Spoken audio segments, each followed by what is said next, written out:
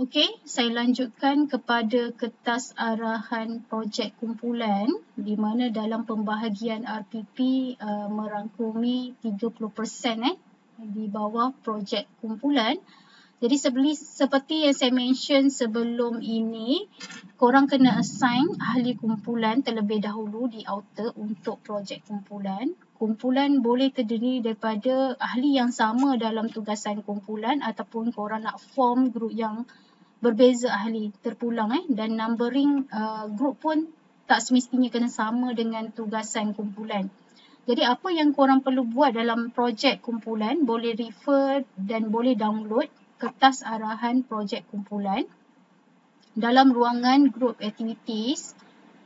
Jadi saya terangkanlah berkaitan dengan apa yang korang perlu siapkan dalam projek kumpulan, iaitu inovasi dalam PDP merangkumi 30%. Okey, tujuan utama tugasan ini adalah untuk memberikan pengalaman kepada semua ahli kumpulan dalam mengaplikasikan pengetahuan dan melaksanakan inovasi dalam pendidikan. Jadi projek kumpulan ini dijalankan, disiapkan secara berkumpulan, maksimum 4 orang ahli kumpulan, 4 orang ahli dalam satu kumpulan dan pelajar diminta, setiap kumpulan pelajar perlu memilih satu topik dalam salah satu subjek TVET.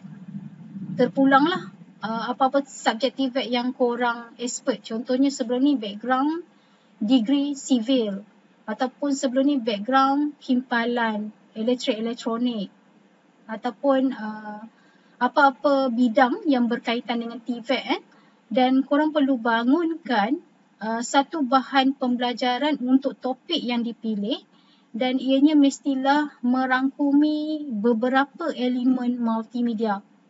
Contohnya ada teks, ada grafik ataupun image, ada audio, ada video, maybe boleh masukkan juga animation. Biasanya ada 5 elemen multimedia lah. Dan bahan inovasi ni mestilah meliputi ataupun ada 4 benda yang dihantar. Yang pertamanya adalah website. Website, korang guna platform Google Site. Macam mana nak buat Google Site? Nanti saya akan buat satu video lah untuk guna Google Site ataupun korang boleh explore dalam YouTube lah macam mana nak hasilkan Google Site. Simple je. Yang kedua, perlu hantar video berkaitan dengan topik yang dipilih dan video tersebut mesti masuk dalam website Google Site yang dihasilkan. Dan durasi ataupun masa yang dibuat untuk video tersebut lebih kurang 3 minit lah. Maksimum pun 3 minit. Kurang tak apa, jangan lebih 3 minit, dia dah jadi boring sebab biasanya video ni dia takkan lama. Kalau korang buat sampai 15 minit ataupun 30 minit, penonton tu dia jadi boring lah. Jadi kena concern perkara tersebut. Kalau contohnya video tu lebih daripada 3 minit, korang boleh divide beberapa video. Video part 1, part 2, part 3 dan sebagainya. Perkara ketiga, apa yang korang kena buat adalah poster berkaitan dengan topik yang dibuat. Apa yang korang masukkan dalam laman web tu, website tu, mesti buat jadikan poster berkaitan dengan topik yang dipilih dan kena hantar dalam format PDF. Dan yang terakhir, korang kena hasilkan report bertulis iaitu laporan dalam format PDF dan apa yang kena ada dalam report adalah seperti perkara 1 hingga 4 yang ditulis oleh penyelaras, iaitu laporan mesti ada pengenalan berkaitan dengan topik yang dipilih, penerangan kepada pembangunan website berdasarkan model yang dipilih. Contohnya dalam nak menghasilkan website ni, korang pilih model AD ataupun model Azure ataupun model Hanafi Impact ataupun model Rapid Prototype. Tak kisahlah apa model yang korang pilih. Tapi perbincangan atau penerangan dalam proses macam mana korang bangunkan website adalah berdasarkan model yang dipilih. Contohnya kalau korang pilih model AD, bermula dengan analisis. Analisis tu analisis apa yang berlaku? Contohnya analisis keperluan pengguna, analisis kandungan. Jadi kena terangkanlah. Pasal yang kedua, contohnya design. Jadi design tu maybe korang buat storyboard macam mana nak reka letak website tersebut. Berapa menu yang ada, dalam setiap menu tu apa yang kena ada, elemen apa yang ada, elemen teks ke, grafik ke, audio ke, animation dan sebagainya. Kena detail lah. Dan sampailah ke fasa yang terakhir, fasa penilaian dan sebagainya. Jadi dia depend pada model yang dipilih. Okey, yang seterusnya dalam report mesti ada refleksi. Refleksi ni apa refleksi setelah korang hasilkan tugasan ni? Pandangan setiap ahli kumpulan lah refleksi. Dan yang keempat mesti ada lampiran. Lampiran ni maybe doodle meeting. Boleh snap gambar, screenshot gambar perbincangan sama ada secara online ataupun secara bersemuka yang korang buat untuk menyediakan projek kumpulan terpulang. Seperti tugasan kumpulan tadilah yang saya mention, maybe korang buat Google Meet pertemuan untuk bincang projek kumpulan. Korang meeting dalam online secara platform Telegram ataupun WhatsApp pun boleh korang screenshot lah. Terpulang asalkan ada lampiran bukti pertemuan perbincangan projek kumpulan sepanjang semester lah. Okey, panduan laporan formatnya ditulis dalam format Microsoft Word dan laporan mesti ditulis dalam Malay ataupun English, salah satulah.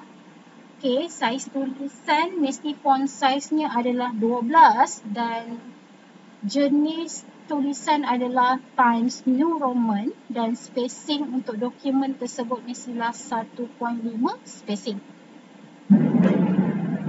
Okey, dan dalam report tersebut sekurang-kurangnya 15 pages. Ini tak termasuk cover, rujukan dan juga lampiran. Hanya kandungan sahaja. Dan perlu ada page number di bawah dan di tengah-tengah. Kena setting lah. Dan sila guna format APA style. Termasuklah untuk format jadual, rajah dan juga senarai rujukan.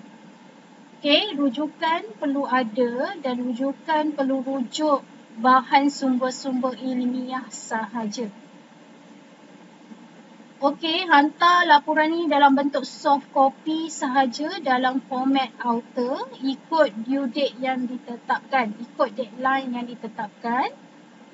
Dan ini pun akan ada pembentangan. Cuma pembentangan kita tak akan buat ketika kelas face to face, tapi kita akan buat secara online pada minggu terakhir iaitu minggu ke-13. Iaitu pada 14 Jun dan juga 15 Jun secara online dalam Google Meet.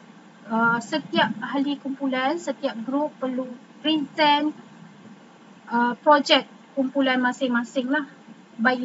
Kiranya kena setiap ahli wajib present lah part masing-masing. Dan link website ni mesti letak dalam cover depan report. Okey, tempoh tugasan yang diberi untuk projek kumpulan lebih kurang 10 minggu bermula dengan minggu ketiga sehingga minggu ke-13 iaitu submissionnya pada 14 dan juga 15 Jun. Okey, ini adalah cadangan pelaksanaan projek kumpulan. Nak follow boleh, tak nak follow pun tak ada masalah. Yang penting submit ikut masa yang telah ditetapkan. Yang first ni, minggu ketiga, rancang dulu apa kandungan yang nak dibuat, apa topik yang nak dipilih untuk dijadikan website. Seterusnya kena bangunkan website, jadi boleh bahagi tugasan lah. Dan setelah selesai website, boleh sediakan laporan antara 1 minggu atau 2 minggu. Lepas tu kena bentangkan website tersebut. Setiap kumpulan wajib, setiap ahli kena present sebab semua tu ada markah by individu pada minggu ke-13 akhir pertemuan kita lah. Okay, untuk tarikh penghantaran tugasan di outer untuk soft copy, report dan juga link website sebelum 15 Jun. Okay. Ini adalah permarkahan di mana 40% adalah untuk produk inovasi website menggunakan Google Site. 10% mesti hantar poster Poster kena hantar. Dan video treasure ni kena ada lah.